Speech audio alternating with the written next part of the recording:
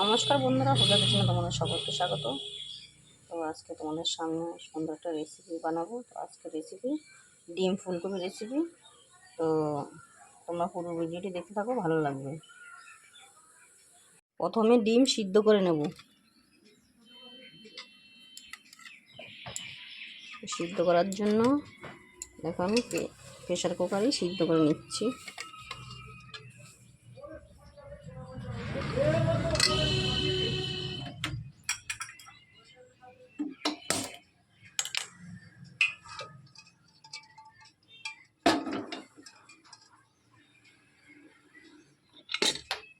আর এই চিটিটা তুলে ফেলবো। তো ডিমের মধ্যে অল্প একটু লবণ দিয়ে দেবো। লবণ দেওয়া হয়ে গেছে, ঢাকা দিয়ে দেবো। ফুলকপি কেটে নেব। ফুলকপি কাটা হয়ে গেছে, ধুয়ে নেব আর হালকা করে সিদ্ধ করে নেব। ডিম সিদ্ধ হয়ে গেছে, নামিয়ে নেব।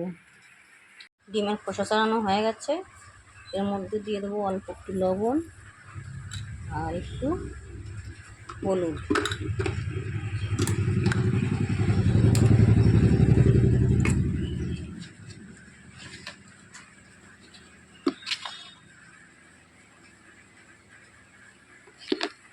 মেখে নেব।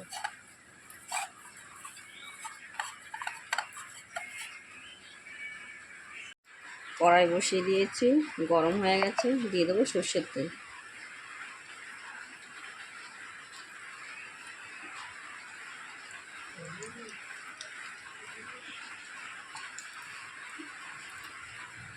তেলের মধ্যে একটু লবণ দিয়ে দেবো।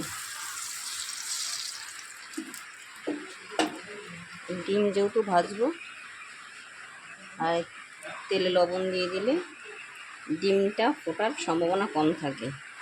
তো আঁচটাও কমিয়ে দিচ্ছি। তেল গরম হয়ে গেছে, তো ডিমগুলো ভেজে নেব।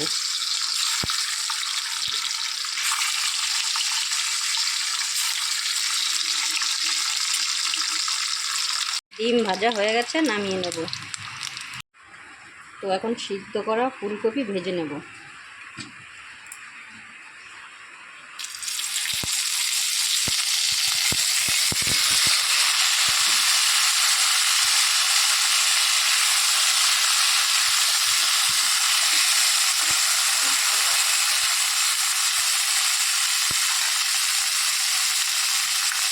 ফুলকপির মধ্যে অল্প একটু লবণ দিয়ে দেবো।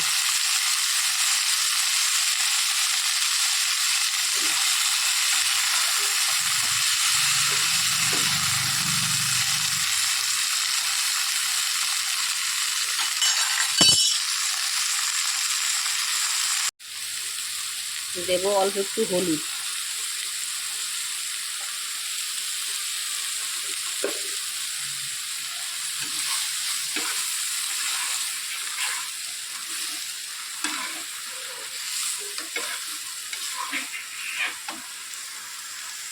মশলা করার জন্য নিয়েছি কাঁচা লঙ্কা, আদা কুচি, গোলমরিচ, সাদা জিরে। এর মধ্যে পেঁয়াজ রসুন দেবো না। ফুলকপি ভাজা হয়ে গেছে, নামিয়ে নেব। মশলা করা হয়ে গেছে, এর মধ্যে দিয়ে দেবো স্বাদ মতো লবণ, দিয়ে দেবো হলুদ,